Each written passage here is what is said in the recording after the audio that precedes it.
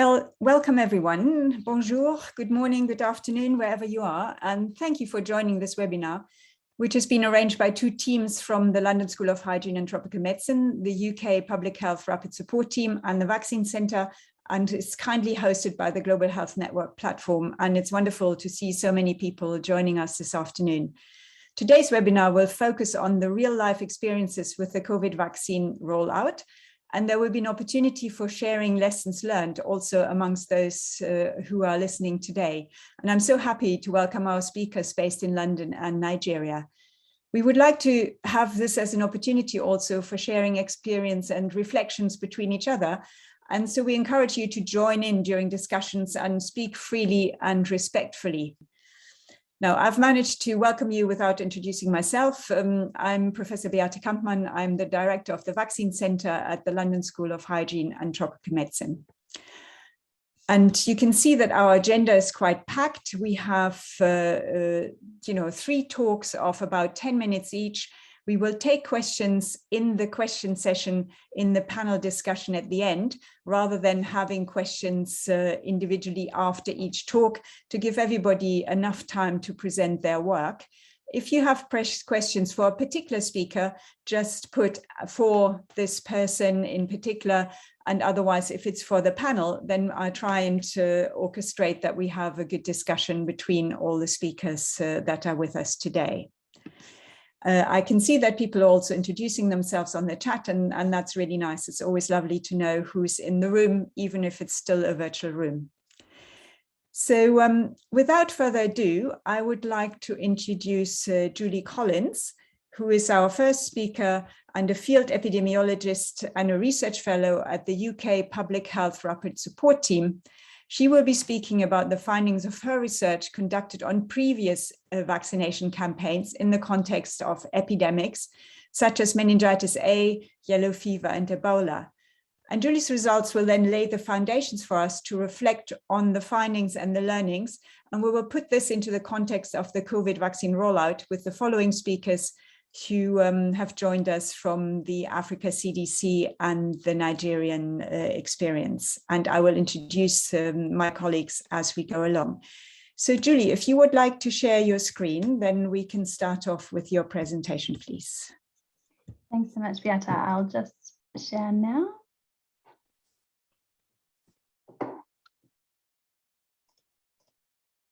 And just let me know if there's any trouble seeing my slides. But hello, everybody who's joined us on the call. It's great to be with you today, and thank you so much for joining us for this webinar.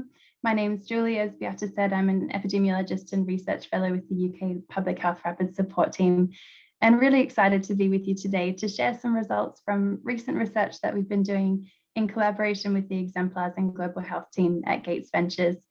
And as Beate mentioned, we're really looking back in this research to think about what can we learn from past vaccination campaigns and applying that to COVID-19. So the objective of our research, as I mentioned, was to look back at the rollout of previous vaccines during outbreak settings in low and middle income countries, and thinking about what are the lessons that we can use to inform the delivery of COVID-19 vaccines. We narrowed the scope of our work to 3 diseases and 3 vaccines. So meningitis A, yellow fever, and for Ebola, we looked at the Merck vaccine. And this really narrowed in turn the geographical scope of our work. So really focusing on East, Central and West Africa, and also South America in relation to yellow fever. And the reason that we selected these vaccines is that we were looking for vaccines that would be rolled out in a similar context to COVID-19. So rolled out during outbreak settings, and also with a particular focus on adult target populations as opposed to children. In addition, looking at the ultra cold chain element with the Merck vaccine as well. I'll quickly just go through our methods. So we selected our 3 vaccines. We then went on to do a rapid literature review to really look at what were the lessons that were already documented about the rollout of these vaccines. We then went on to do key informant interviews, and we felt that it was really important to speak with technical experts, people who had that real direct implementation experience with the vaccines, so that we could really explore barriers, enablers, and lessons from their experiences. We had 24 participants that we spoke with, And these people came from health departments, from multilateral organizations, including UN agencies, from NGOs, and also from academia. And just looking at the timing of when we spoke with people, this was late February to late April 2021.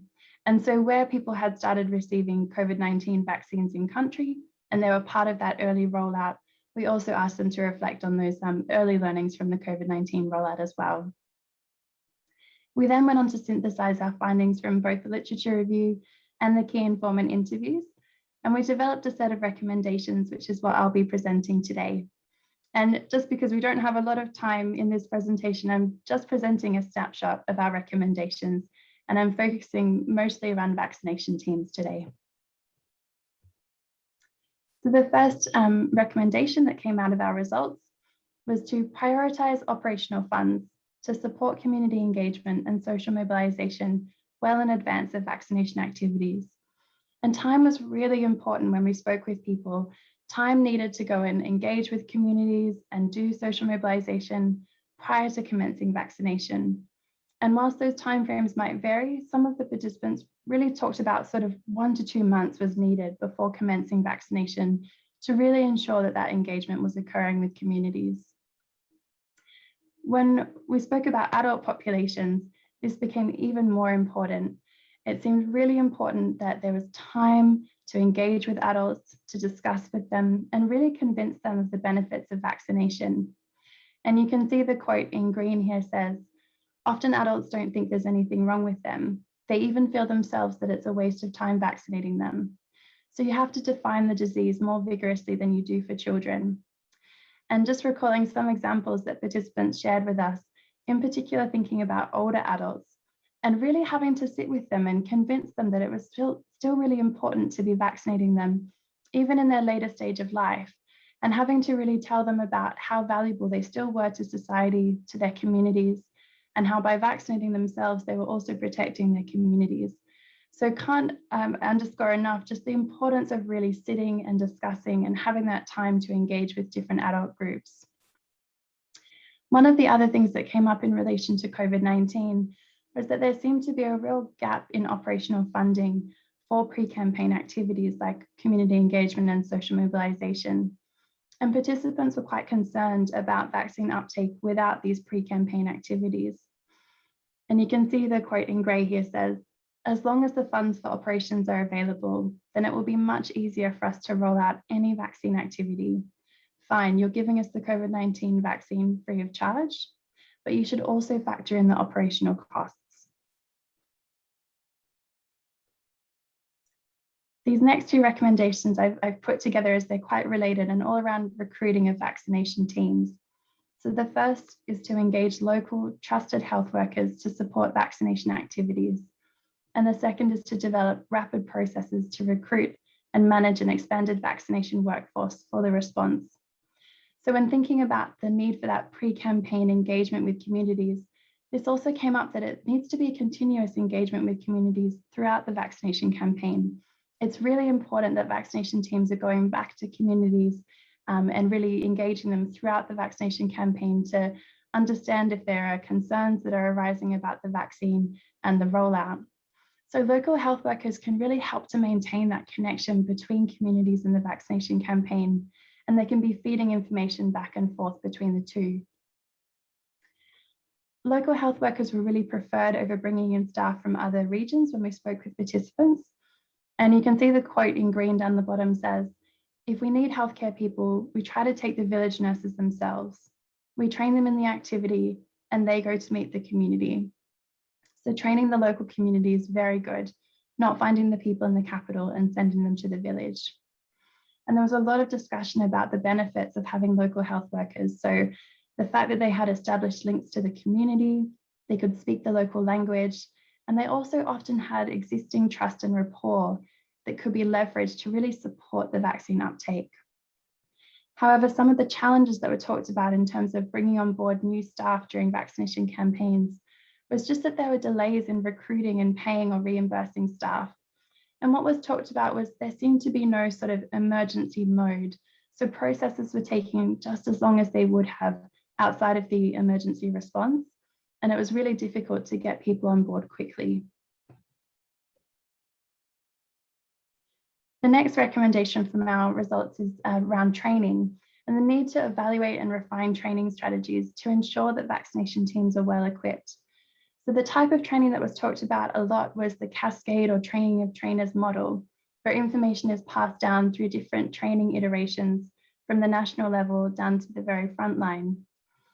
But what was talked about there was that as you go down to those lower levels, the time for the training often decreases, and also the training quality tends to be reduced as you go down to those lower levels. What that seemed to lead to was a real dependency on resource-intensive supervision to be correcting errors in the fields. And this was resource-intensive in terms of personnel, so having enough staff to go out and supervise the different vaccination teams, but also resource-intensive in terms of cost, in terms of transport and accommodation, per diems, etc., for all of the different supervisors. When we talk about training, the other thing that came up in relation to COVID-19 was the move to remote learning. And this was a real struggle in some situations. So you can see the quote in grey says, most people couldn't access the internet and use a virtual platform. And when you evaluate the performance of the training, it's very low because most people couldn't attend it. So whilst there have been some really positive moves around remote learning and online training, there does need to be alternatives for those locations where that's not possible. And in addition, a real need to evaluate and check that the training that's been conducted for vaccination teams is really providing them with the information and equipping them with the skills that they need to carry out the campaign. And the last recommendation that I'll present today is again around training. It's providing vaccination teams with clear guidance on the management of multi-dose vaccine vials. So what was talked about in interviews is that there can be hesitancy among vaccination teams to open multi-dose vials because of the fear of wastage. And you can see the quote down in green at the bottom is around Ebola campaigns. And this person says, vaccination teams wouldn't open a vial until enough people were there. Community members would arrive at 8 a.m. and they would still be there at 4 p.m, waiting for the other people to turn up. And if the vaccination team didn't get enough people, they wouldn't open the vial and they would go away again. So this is a real challenge for vaccination teams. And when we think about COVID-19, the limited supply of vaccines is likely to increase pressure on vaccination teams to minimize wastage. In addition, the strict target groups that we have for COVID-19 may mean that when there are leftover doses, there may be leftover doses, from a session because not enough eligible people are turning up within the target groups. So vaccination teams need really clear guidelines for managing multi-dose vials and also some flexibility around who they could be potentially administering those additional doses to if the vaccine vial can't be stored. So really important that vaccination teams are being given clear guidance and also real flexibility in the field. I'll stop there, but just to say we do have further findings available, and Kate, if you could please put that link in the chat, that would be great. I'll stop there and hand over to our other speakers, but thank you so much and look forward to the discussion. And sorry, just a big thank you also to the participants who gave up their time to contribute to the research, and a big thank you to my research team as well. Thanks, Beata, back to you.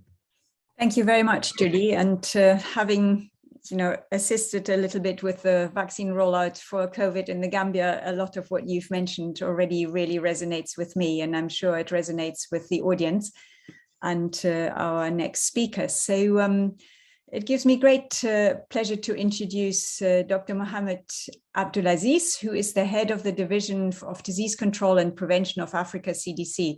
A big job right now, and you will be presenting today about the Africa CDC's COVID-19 vaccination program and the country engagement process, which ties in nicely with what Julie said about the lessons from the previous epidemics. You must be so busy, and I'm really grateful that you could join us today. So please proceed to sharing your slides, and we look forward to your presentation. Thank you very much. Thank you so much for the kind words, and my gratitude to Julie for the first presentation, which really you should be able to see a lot of alignments in the two presentations, and indeed with the one that will come after mine, which is from Ahmed. We were sharing the experience from Nigeria. So I'm sure most of the people in the audience will know Africa CDC. Africa CDC is the apex public health institution for the continent. It came up in 2017 when the heads of state launched and operationalized the Center for Disease Control for Africa. And in 2020, we started responding to the pandemic, and we all know that vaccines became available towards the later part of last year, and there was a lot of concerns that these vaccines will not get to Africa in a way that we'll be able to at least vaccinate some parts of the population of Africa to protect them against COVID-19. However, MasterCard Foundation just about 6 months ago went into partnership with Africa CDC, where we launched the Saving Life and Livelihood program with the hope that we want to get the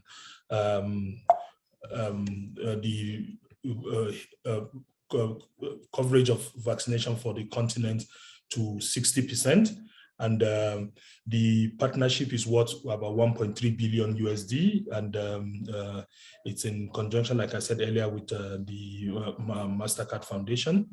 The aim is to vaccinate directly through the program, get 50 million doses and vaccinate 50 million Africans.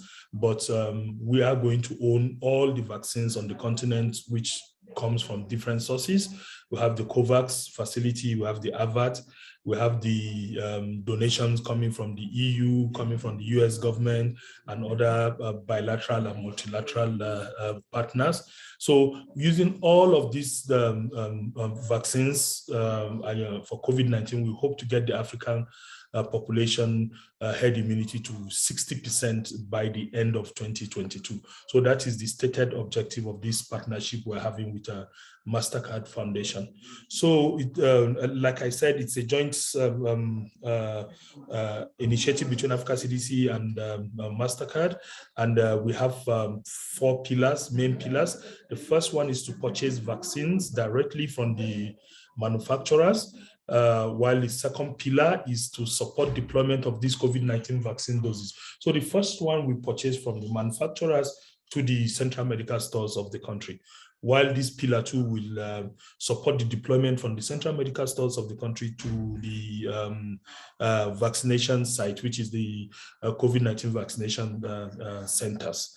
Then we go to the third pillar, which is, if you look at right now, we're talking about purchasing vaccine, and not virtually all the vaccines will be purchased from outside Africa. So the third pillar of this partnership is actually to strengthen local manufacturing of vaccines within the continent of Africa. So because in a summit about 2 months ago, the head of states of Africa said, we don't have health security if we do not manufacture, even if it's 1 dose of vaccine. So we have to strengthen local manufacturing of vaccine, because this came directly from the experience we are now having from the response to COVID-19. Now, the fourth pillar is to strengthen the Africa CDC's capacities and capabilities. Now, there are 8 areas of support that will be offering to member states, and all of this is you'll see the alignment with the presentation that Julie just made to show you that adult vaccination is a little different from childhood vaccination. However, there is a lot of lessons we can draw from the experience in the past. So the first area of support, like I said, will be in the procurement of vaccines from the manufacturers to the central medical stores, and we will be supplying core vaccination units, the vials, supply auxiliary products for vaccine, and coordinate overall supplier management for all the countries that we engage with. The second will be the in-country logistics, which will mean taking vaccines from the central medical store to the vaccination centers and moving from one central medical store in maybe in the nation's capital to the peripheral sites within the country. If you take example of maybe Nigeria, we say we move from Lagos or Abuja to the different state capitals and ensure that we still are able to move from those storage facility to where they will be required, while at the same time ensuring that the vaccine supply chain management are in place for all of that. So the next, and Julie talked about this quite a lot, is it's not just enough for you to supply the vaccines. Experience in Nigeria with the polio eradication drive and even the MEN-A vaccination campaign that took place some years back have shown that you need a robust risk communication and community engagement mechanism and plan to get people to really go down and take this vaccination and get themselves protected. So this is one area where the program is going to invest a lot, so that we are able to get these people vaccinated and therefore protected against COVID-19. If we are to get Africans to get to a level of protection that will really prevents Africa becoming the place where new variants will develop because of unhindered transmission of COVID-19. Risk communication and community engagement must be done and done properly to ensure that the vaccines get into the arms of people and protect them against COVID-19. So we will also be supporting setting up COVID-19 vaccination centers, which is not just setting up those centers, but training, as clearly outlined by Julie, and managing the CVC and ensuring that those CVCs have supplies of vaccines so that people, when they visit those CVCs, can be able to get vaccinated. So we all know that most of these vaccines have emergency use listing, and therefore post-market survey is very important. So we intend to support member states with pharmacovigilance, monitoring of adverse event following immunization through the mechanisms that are already in place. Next, we will be, like I said, if we allow COVID-19 to circulate unhindered on the continent, it's just a matter of time. It's an RNA virus. It is very unstable. It's just a matter of time that we'll begin to see new variants, and we need to monitor this very closely. Therefore, the program will be supporting some selected member states to improve or increase their capacity or develop capacity to do genomic sequencing, and thereby monitor the variants that is circulating within the continent, and be able to look at that risk aspect of the pandemic response. So next is the technical assistance to member states, because we know that member states may require data managers, epidemiologists, and IPC specialists. We intend to provide that to member states when they request it as part of the response to this pandemic and part of the Africa CDC Saving Life and Livelihood program. Last but not the least is data, the information system. We, as a program, we have a target of 60% for the whole continent. We need to monitor the performance, both process and performance indicators, to see how we are doing and be able to do course correction. And in turn, we want to strengthen this system of data acquisition, data warehousing, and use of data, right from the member states to the regional RCCs, regional collaborating centers, in the 5 regions of Africa, and down to the Africa CDC headquarters. So the overview of approach, how do we intend to determine what help will be giving member states. First, we'll do a preliminary needs identification where we collect data from member states, their own data. We need to do it. We cannot go to a member state and say, this is what you require to do. No, we have to tailor it to the needs, and you get to understand the needs of the country. We need them to send us data pertaining to where the challenges and gaps are in the vaccination of the susceptible population to COVID-19. Then we engage, after getting those data, we sit down and engage with the country, align on areas of support for each of the country and choice of partner in collaboration with each of the member states. We look at the challenges, and we all know that the area of support is dynamic, because today they may require this support, tomorrow they may not. So all of this will be factored in the way we are doing. So the next would be to develop a country support plan, which we'll do in collaboration with the country. We set up and define what the needs are and how much we'll be spending and how much we'll be supporting that member state with. Then finally, we do micro planning. Please, it's important to know that Africa CDC will be working with implementing partners in most of these countries, and this micro planning will actually be done by our implementing partners. So talking about implementing partner, we're not going to do this alone. We have what we call the level 1 implementing partners who are known to do some of this work fairly consistently in the past.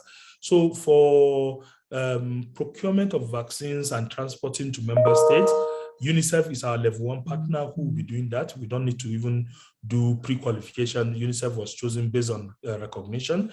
Then for moving of vaccines within the country, especially in areas where there are conflict, the World Food Programme is the level 1 partner that will be doing that. Then for genomic sequencing, the level 1 partner is African Society for Laboratory Medicine. Of course, UNICEF will be working very closely with African Medicine Supply Platform. For the other components like pharmacovigilance, COVID-19 vaccination centers, risk communication and community engagement, we will be getting level 2 partners through the process of competitive bidding and to select for each of the regions and to support the member state. And of course, Africa CDC will be using a vendor to help with the data and information systems. So what are the key learnings from what we've done so far? Right now we're implementing in about 3-4 countries urgent support, but the main support implementation will start sometimes in October. So the key learning is for human resources, the country engagement team at the heart of the work we're doing, and we really need the best of the staffing to be able to do all of what we've described earlier on. There need to be flexibility, of course, maximum flexibility when you're dealing with member states, because a lot of the people you'll be dealing with are very busy, and you really need to look for a way of fitting into what they are doing. Africa CDC have learned that we need to put boots on the ground to support the member states in this adult vaccination and scaling up COVID-19 vaccination. We need to document what we're doing, and so that somebody like Julie can do a follow-up kind of study to see what works and what did not work, where are the challenges, and how do we improve on all the processes that is going on. Then we need to identify the right in-country focal points. Vaccination is not usually situated within the core public health department. And so you need to know who you're working with and who you'll be partnering with to achieve the best result when it comes to scaling up vaccination in all of these centers. Then we also need to factor in time for member states to really go through their own processes and be able to fit in the timelines that we are working with. So, ladies and gentlemen, this is my presentation. I'll be happy to take questions at the end of the last presentation. Thank you, and looking forward to the Q&A session. Over to you. Thank you so much, Mohammed. There's such a rich roadmap that's been outlined there that it would take a long time to go through all of this. So really thank you for condensing this into this very accessible presentation. And without further ado, I'm now going to introduce our last speaker, who is Dr. Abubakar Ahmed Tijani, who is an epidemiologist and a COVID-19 rapid responder. He is currently supporting the COVID-19 response in Nigeria and is really at the front line of the vaccine rollout. It's, again, a very busy job right now. And thank you for letting us know how you get vaccines also into people's arms at the level of health centers and within the vaccine programs in Nigeria. Please proceed. So thank you very much. It's a pleasure to be here. My name is Abubakar Ahmed. I'm one of the COVID-19 rapid responders in Nigeria, Africa CDC. So in the next 10 minutes, we'll be sharing our experiences from the COVID-19 vaccine rollout in Nigeria. Under the following outline, the overview of the pandemic in Nigeria, the national vaccination updates, the vaccine rollout strategy, the innovations we've adopted, challenges we've faced, and of course, our conclusions. So we've had almost 3 million tests done in Nigeria so far, with over 200,000 cases, with a case fatality rate of 1.3%. 95% of our cases have been discharged, and we currently have about 8,600 active cases. Now, here's a map of the country showing hotspot zones, with Lagos and Abuja having over 10,000 cases, with states like Kogi having less than 100 cases. Now, here's a display of our national epical. As you can see, Nigeria is in its third wave, and we observe a 12.6% decline in the cases in week 6. Now, it is worthy of note to say here that the response activities are being coordinated by the Nigeria Center for Disease Control, while the vaccine distribution is being coordinated by the National Primary Healthcare Development Agency, and of course, the National Agency for Food and Drug Administration, NAFDAC, is also collaborating to ensure that all vaccines that will be administered in the country are safe and they're safe and effective for the country. We received about 3.9 million doses in March and another 4 million doses in August. We also received, we subsequently received 117,000 doses of Johnson & Johnson in 8 August, and additional AstraZeneca doses were also received. With a total eligible population of about 108 million, and this population includes those above 18 years of age and also pregnant women. So that's about 51.4% of our total population. So our official rollout commenced on 15th March 2021. The picture you see here is a picture of the key stakeholders in the country receiving the first tranche of our vaccine at the airports. And that's the Vulnerable Minister of Health, the DG MPCDA, the DG NCDC, and even the DG NAFDAC, and a whole lot of dignitaries just to receive our vaccines. Now, the first dose that has been administered in the country was about 4.4 million, which is about 4% of the proportion of the eligible population that has received the first dose, with about 1.7 million people vaccinated so far with the second dose. So that implies that 1.6% of eligible population have fully been vaccinated within the country, and that is surely still a far cry to what we're expecting. About 66% are frontline workers, 22% are healthcare workers, and 12% of this 1.6 belong to other groups. But we are still expecting more shipment of COVID-19 vaccines from the COVAX facility, the African Union, the UK government, the US government, and of course, China also. Now, our target for 2021 is to vaccinate 40% of the population, and we're targeting the healthcare workers, adults above 50 years of age, and persons below 50 years of age with comorbidities. In 2022, we're targeting 30% of our population, which is about 65 million. All in all, we're targeting 70% of Nigerian population to reduce mortality due to COVID-19. 20% of the vaccine needs will be covered by the covered facility in 2021, with the government of Nigeria covering operational costs and extra vaccine need beyond the 20%. So how do we efficiently reach different priority groups with efficacious vaccines as we get to them? What are our strategies in Nigeria?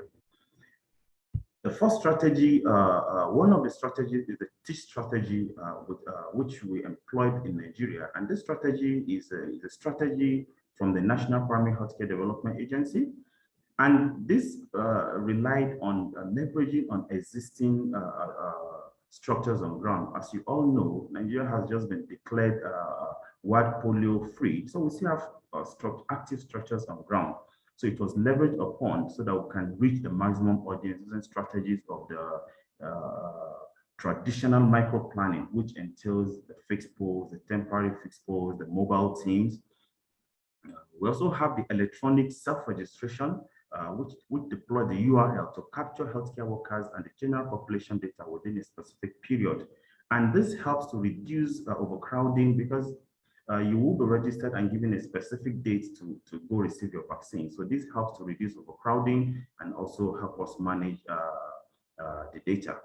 In addition to this, the assisted electronic registration, for those healthcare workers that may not be computer savvy, there are people to assist them to do this thing at the LG and ward level. We also have the concomitant house-to-house registration and house-to-house team deployed, all in a bid to achieve the maximum coverage. And all this is done in 4 pulses or simply 4 phases, as we will see in the next slide.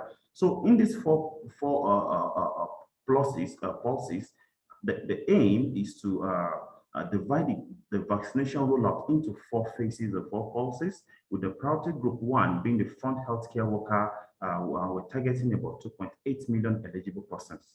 And all the pulse 1, pulse 2, and pulse 3, we hope to carry them out in 2021, while the pulse 4 should be done in 2022.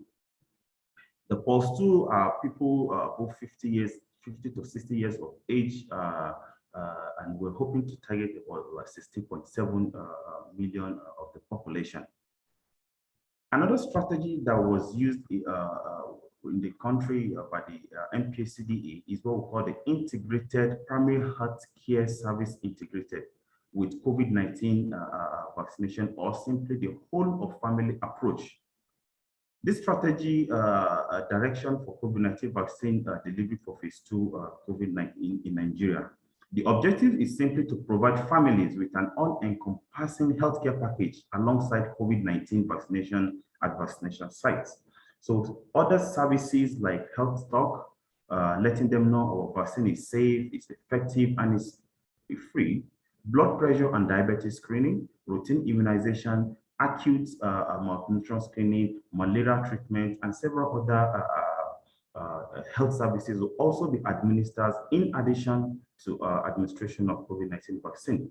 This helps us address issues like, is it only COVID-19 vaccine you're bringing to us? We all have other health needs. So this is a very good strategy that we are using in the country to improve coverage and demand creation.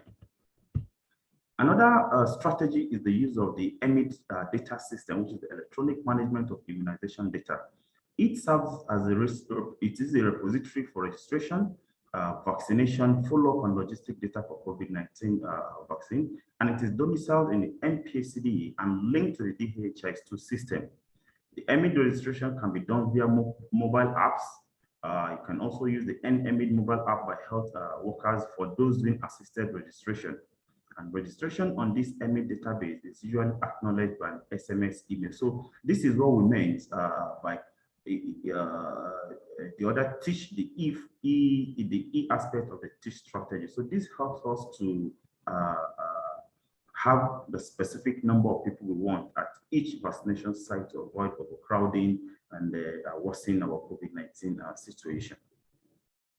Another very good strategy is the monitoring of our advanced events following immunization.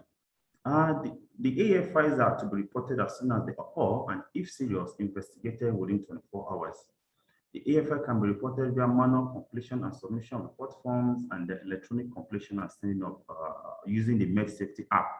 The Med Safety app is currently in use by NAFDAC for adverse drug reaction pharmacovigilance and has been updated and capturing AFI resulting from all vaccines. So we had like 78 moderate to severe cases and over 5,000 non-serious cases. So this has really helped us to have evidence to counter rumors about the safety of the vaccine, to let them know the true situation. Now, despite all these above strategies, we still had challenges with intense rumors and disinformation. And so the NPHCDA brought out another strategy. It's called a Crisis Communication Center. Now, this Crisis Communication Center is all about advocacy, communication, and social mobilization, with targeted advocacy, intense media engagement, and community engagement, focusing on strategic, traditional, and religious leaders, FBO, social cultural organization, with a lot of town hall meetings, village meetings, house-to-house campaign, and so on. The use of the Vaccine Crisis Communication Center aims to increase access to information on COVID-19 vaccine and improve confidence. Also serves as a special purpose vehicle to convey factual information, to promote behavioral change, debunk misinformation, track and address public sentiment, and generate confidence.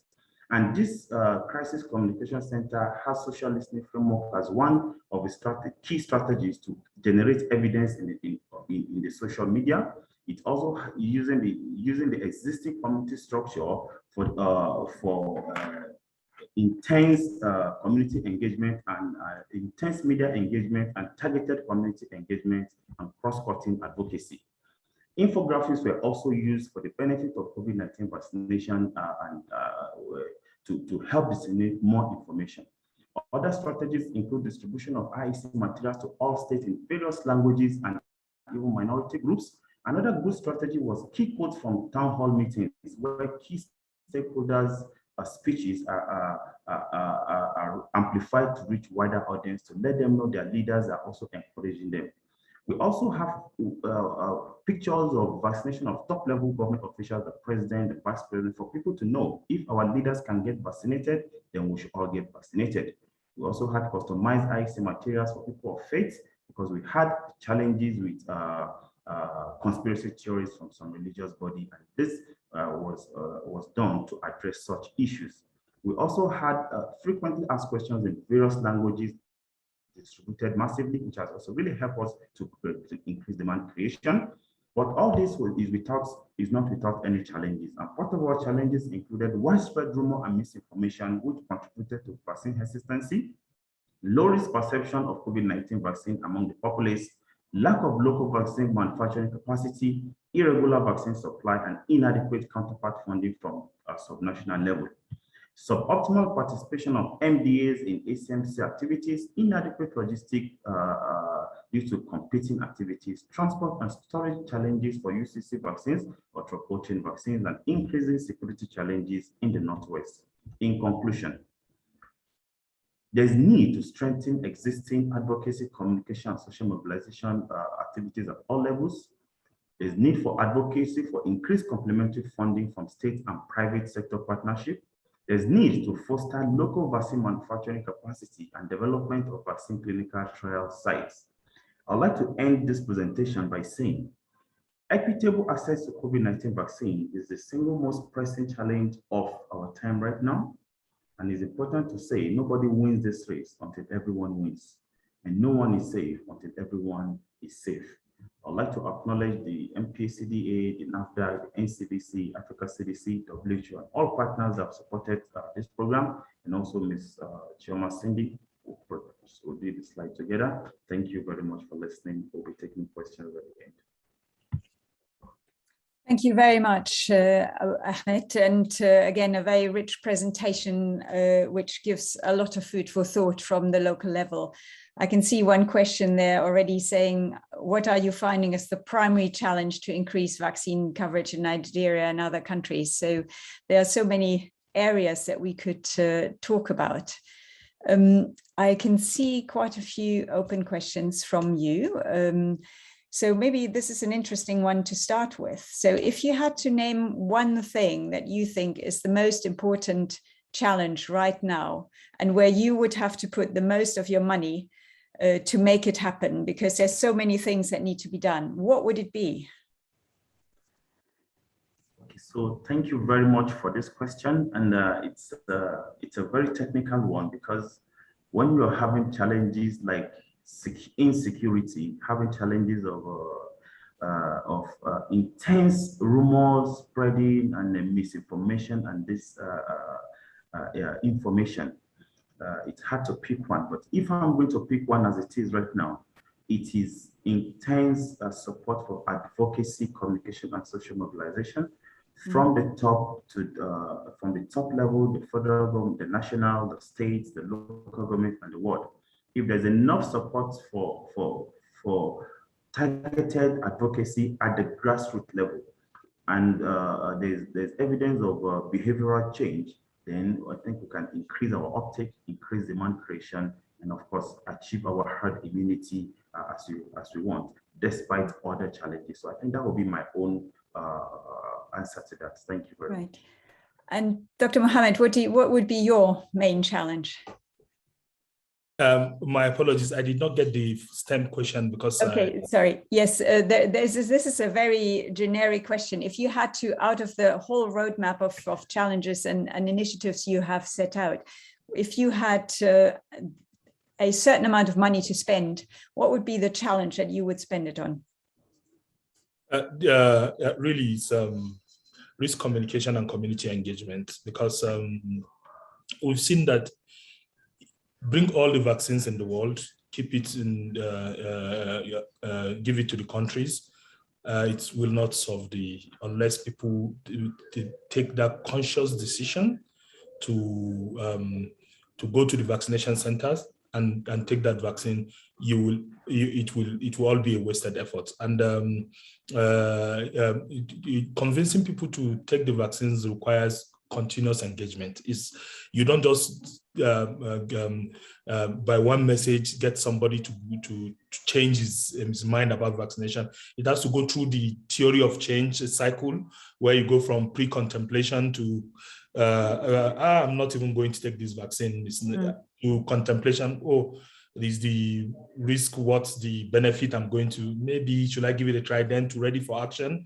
I think I'm going to take this vaccine, and then action, then you go to the vaccination center to take it.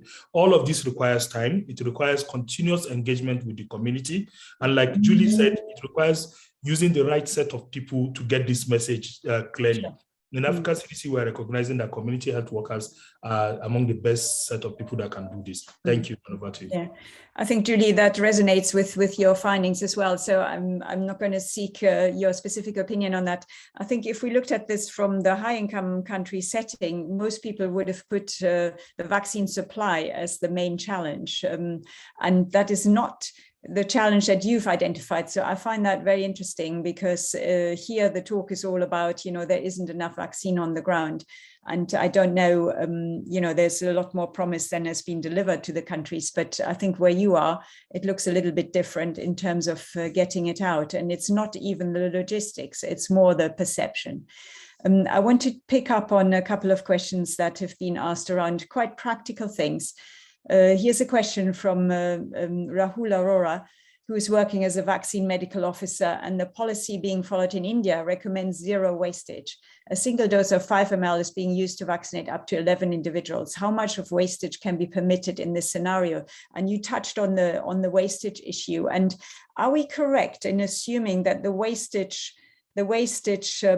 issues should be as strict? Because I think one of the issues is that people are holding themselves to the regulations that we have with normal EPI programs. Now, this is not a normal situation. And is there a need for pushing for a bit of liberty around the wastage issue in order to get more people vaccinated? I'd love to hear your opinion on this. Abubakar or Mohammed, whoever wants to go ahead.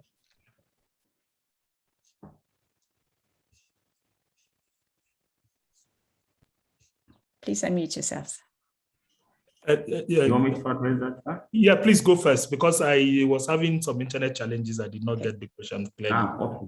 So the issue of vaccine wastage has really been an issue for us in the country, because COVID vaccine, with the situation we find ourselves, intense rumors, misinformation, and the likes of you, we tend to overlook the issue of vaccine wastage for COVID-19 for now. But I know in the last few weeks, the issue has popped up again, and now a lot of moves are being made to see how we can curtail vaccine wastage to the acceptable levels we normally have, 5% to 10% for other routine immunization.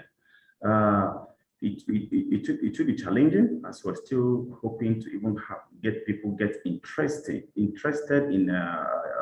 taking up this COVID-19. But I think that's still an area we're working on and hope to improve upon. Well, as it stands right now, the vaccine wastage is really not very encouraging. I don't know if my boss, Dr. Mohammed, has more to add on that. Yes, and thank you, Ahmed, for that. Really, vaccine wastage is associated again with how many people. If you open a vial with 20 or 30 doses, and in a day you vaccinate 5 people, and the protocol does not allow you to keep it 24 hours. It goes to waste. That's one way, because you do not have the required number of people in the vaccination site. So I think those working at the member state level, like Ahmed is saying, will have to really look for a way to counter that kind of wastage. Another form of wastage is expiry of vaccines. And if you look at the Saving Life and Livelihood Program partnership with MasterCard, we are very heavy on ensuring that we monitor these vaccines and their expiry dates, and we help countries with areas where the challenges are to getting these people vaccinated. If you look at the uptake of vaccine on the continent, has picked up remarkably, and we are now seeing some countries running out of vaccines, while some still have vaccines. So really, as we begin to gain a lot of experience working with the different countries, that is one area we really need to ensure that we keep an eye on. But I can tell you, the goals of the program is to ensure that all the vaccines coming to the continent will get into the arms of people with the minimal wastage, or let me say acceptable range of wastage, which should be between 5 to 10% is achieved, and not above that. We will continue to support countries in that regard. Thank you. Over to you. Yeah. I'll keep you on the question, actually, because there's a very important question here with regards to the ambitions of the African Union also to upscale the manufacturing capacities. And there's a lot of thought around this. Now, how does this fit in with the ambition to have 60% of the population vaccinated by 2022? Because establishing a vaccine manufacturing industry isn't going to come overnight, and it needs sufficient, continuous investment and all the rest of it. So are you seeing these as parallel processes, or are you saying you're not going to be able to achieve your target until you've got all the vaccines manufactured in Africa? What is your view on, what's the view of the Africa CDC on the reality of making this happen on the roadmap? Excellent question. Let me start by using a proverb. I think it's an African proverb. A journey of 1,000 miles starts with one step. And the African head of states, in a meeting with Africa CDC conference way back in a few, I think 2 months ago, took that first step towards vaccine security for the continent. Obviously, the person who asked the question is very right. We do not think it will the full impact will be felt in this target that we have for 2022, but we will start from somewhere. We all know this, that we are now dealing with COVID-19 pandemic, but if history, if science, is evidence, is telling us anything, COVID-19 will not be the last pandemic. It will not be the last outbreak. It will not be the last problem we'll be facing on the continent. Therefore, we need to start now. And even if what we're doing now, like what people did 100 years back, is what we're using now to control and fight the pandemic of our time, let it be that what we're doing now will be what our children will use to fight the pandemic of their time. So that is the way we see it. Thank you. That's really great. So we only have 2 minutes left, and there is a very interesting question here, which you can just answer with a thumbs up or thumbs down. What are your views on making COVID-19 vaccination mandatory? Thumbs up, thumbs down. Thumbs down. On the fence. Ahmed, on the fence, right? Okay. I think, you know, I'm also a thumbs down person, but, you know, it's so important to stress the community engagement and involvement that you've talked to. There are some questions here around how we involve traditional healthcare professionals, etc. That needs a much wider discussion. I want to round off with just a quick you know, wish from the panel.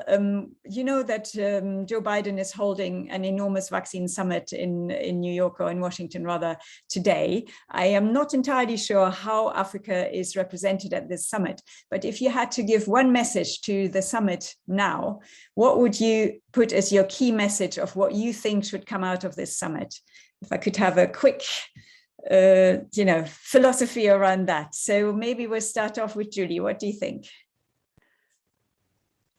Just quickly, I think in addition to the supply of vaccines, also thinking about all of the operational aspects as well. So really supporting countries across the whole range, not just providing vaccines in country. Thanks, Beata.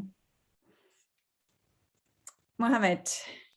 Oh yes, we will be there. The Director of Africa Cities will be there. If one thing and just one thing, I would say support Africa so that in the next pandemic, 70% of the vaccines will be produced locally on the continent. Yeah. And Ahmed? So one thing I will let him know is no one is safe until everyone is safe from this COVID-19. Support the African continent with everything you can so that the whole globe can be safe altogether. Thank you very much. Thank you. And I think this is a beautiful sentence to close on. And I would like to really thank all of you for presenting here today. I'd like to thank the organizers of the Global Health Network for putting us on this platform and sharing. And I'd like to thank all of you for coming to the webinar. And as usual, we've run out of Q&A space. And let's push for equitable access to make it a reality that everyone is safe. Thank you very much. Everybody stay safe, vaccinated, keep your distancing as it's required, and full of energy to make it all a reality that this virus will be controllable. Have a wonderful day. Bye-bye.